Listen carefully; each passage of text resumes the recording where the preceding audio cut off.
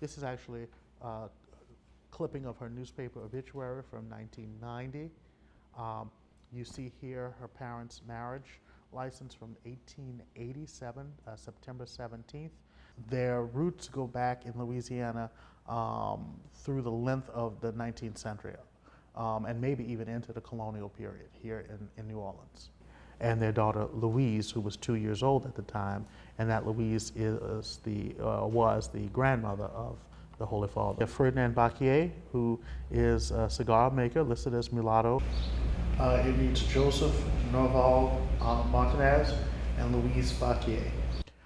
Fairly consistently, when they are here in New Orleans, they're listed in census records like the one here as either black or mulatto, occasionally white, and of course we know that they were somewhat white appearing, but once they make that move to Chicago, universally white. Okay, just wanted to make sure. And he was a cigar maker. Yes. Yes. Okay.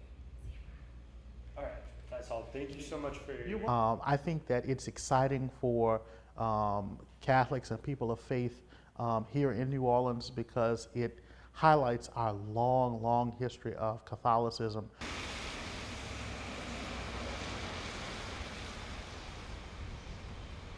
And for the Black Catholic community, I think that it shows just the depths of our heritage of faith that goes all the way back to the 16th century, even here in North America, both in freedom and enslavement.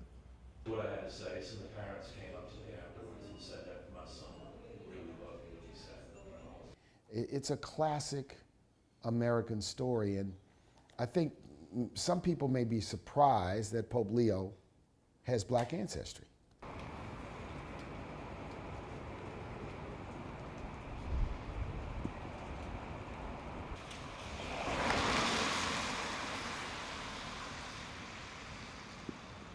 The idea that in America, people felt they had to escape their authenticity to be able to survive. So it's a story of blacks who went north and, quote, passed for white, or went west and passed for white. But it's also a story of Jewish Americans who felt they had to change their name and pretend to not be Jewish to be accepted professionally.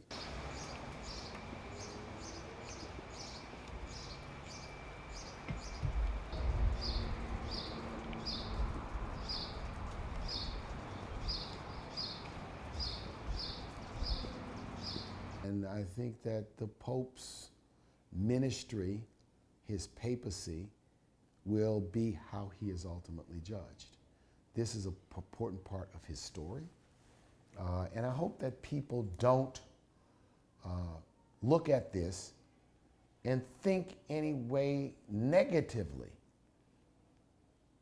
about Pope Leo.